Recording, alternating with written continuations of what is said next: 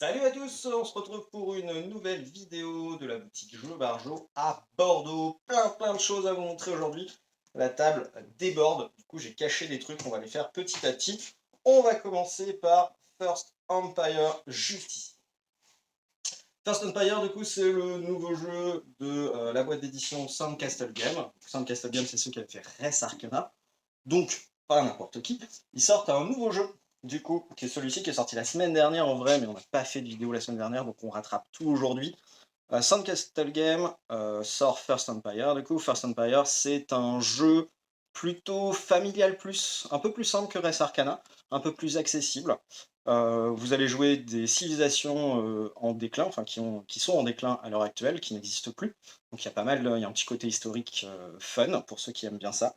Et le but du jeu, ça va être de développer votre civilisation le mieux possible. On va continuer par Azul, juste ici. Azul, le quatrième opus de la série. Donc, monsieur Michael Kessling nous ressort un nouveau jeu. Dans celui-ci, donc pareil, c'est toujours un jeu de pose de tuiles. Vous allez récupérer des tuiles petit à petit, les poser sur le plateau et faire en sorte de gagner un maximum de points de victoire. Moi, j'ai pas encore eu l'occasion de le tester, mais j'ai eu des nouvelles de Romain qui l'a testé hier. Il m'a dit que le jeu était un peu plus prise de tête, beaucoup plus calculatoire, un peu plus difficile que le premier en tout cas. Mais il a pris énormément de plaisir à jouer, il a beaucoup aimé le jardin pardon, de la reine. On va continuer avec le nouveau Unlock, un nouveau scénario dans une petite boîte. Du coup, celui-ci, il n'y a qu'un seul scénario dans la boîte. Vous allez jouer des geeks, ça s'appelle Escape Geek. Vous allez jouer des geeks, du coup, qui essayent de s'échapper de la Tour Eiffel. Il y en a plusieurs dans la série qui vont être en solo, comme ça.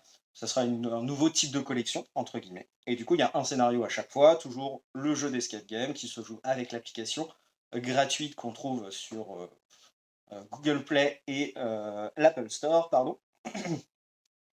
Scénario assez facile pour celui-là, mais toujours autant de plaisir de jouer à Unlock. Le nouveau Similo, le Similo Harry Potter cette fois-ci. Donc Similo, jeu coopératif où on essaye de faire deviner un personnage aux autres joueurs qui sont dans notre équipe. Et celui-ci, du coup, événement spécial, enfin boîte spéciale sur l'univers d'Harry Potter. Donc on retrouve tous les personnages de l'univers, Hermione Granger, euh, tous, voilà, tous Harry Potter, ses potes, tout le monde. Tribunal, juste ici. Tribunal, le second jeu du coup de Ghost Dog, une nouvelle boîte d'édition française. Tribunal 1901, du coup, pour la petite histoire, c'était un print and play à la base, pardon, donc un jeu gratuit téléchargeable sur Internet que vous imprimiez. Ils ont changé plein de choses, enfin le jeu a beaucoup marché, ils ont décidé de le développer et de le sortir en boîte physique.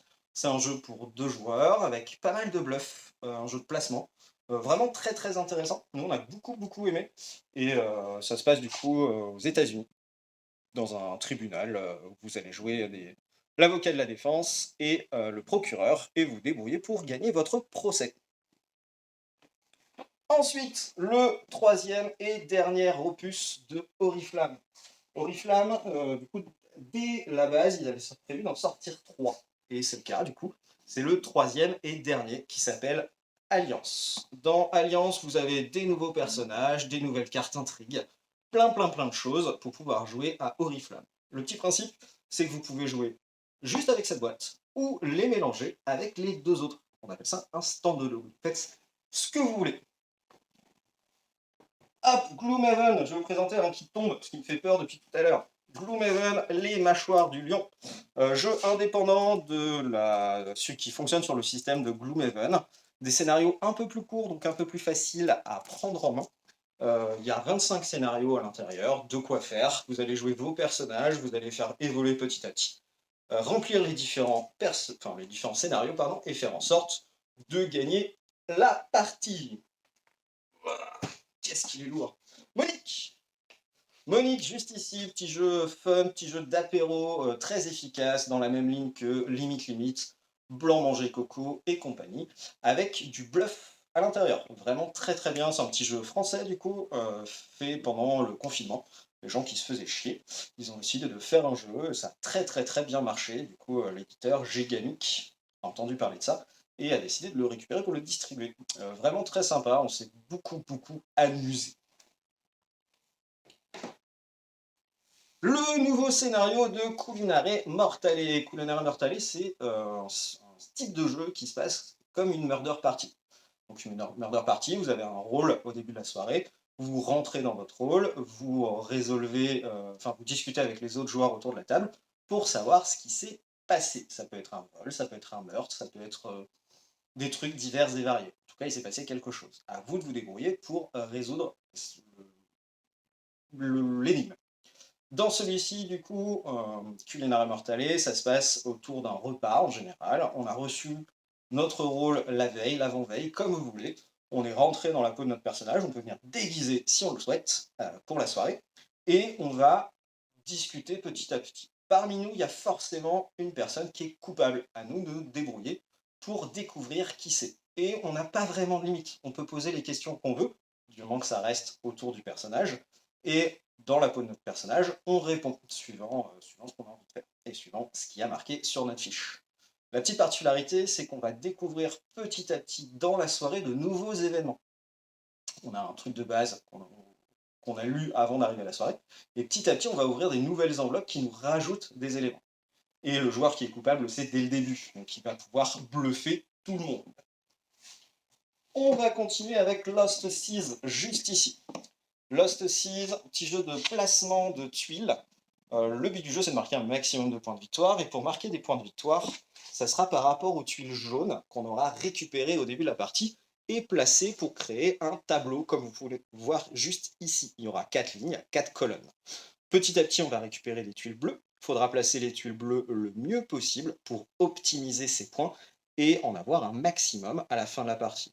Jeu qui joue de 2 à 4 joueurs, plutôt efficace, qui dure 15, 20, 25 minutes grand maximum. Facile à prendre en main, facile à jouer, idéal pour toute la famille.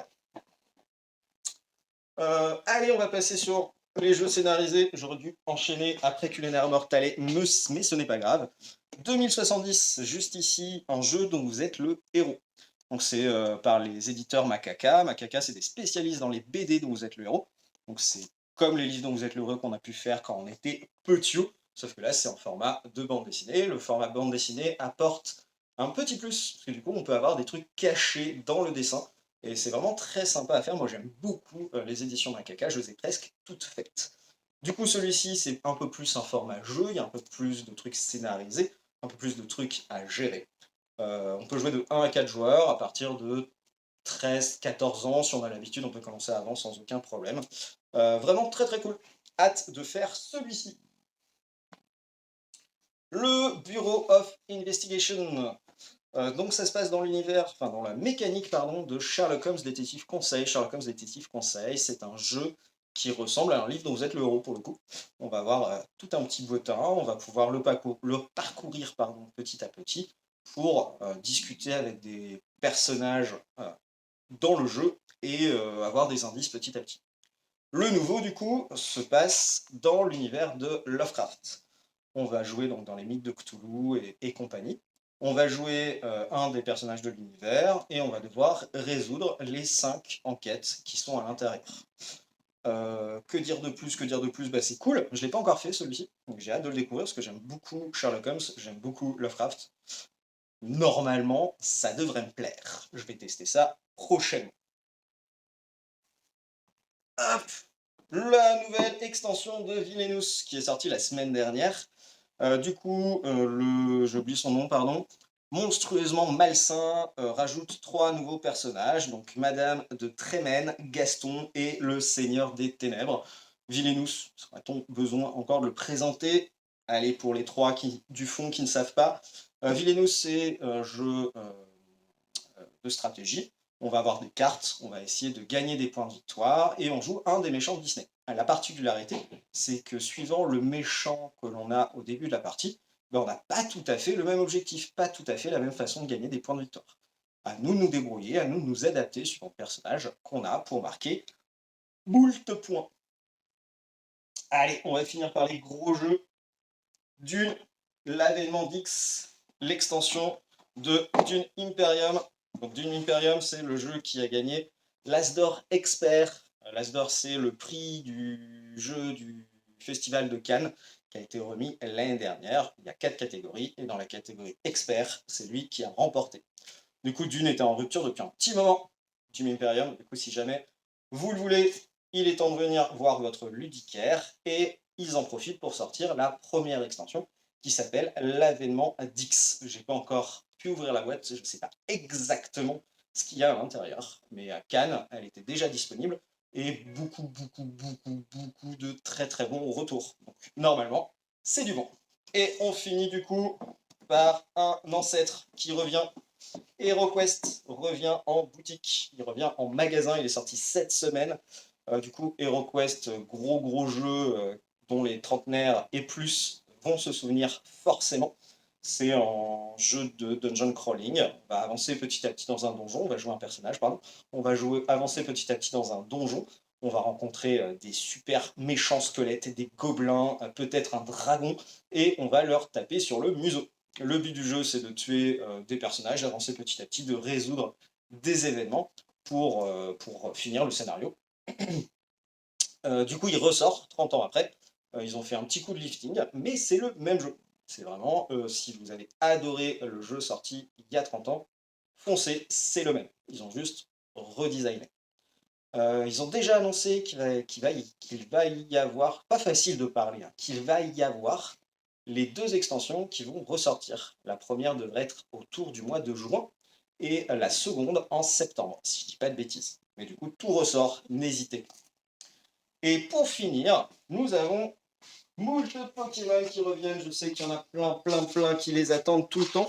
Donc la nouvelle extension Star Étincelante revient. On a plein de boosters, même si la boîte paraît vide, il y en a plein d'autres, vous inquiétez pas. On a les nouveaux starter packs, les nouveaux tripacks avec Philali et Givrali. On a aussi les duel decks que vous pouvez voir juste au fond et les tin box juste là. Plein de choses pour ravir les fans de Pokémon. Sur ce, moi je vous dis à la prochaine, sûrement vendredi prochain si tout se passe bien. Et puis, amusez-vous bien.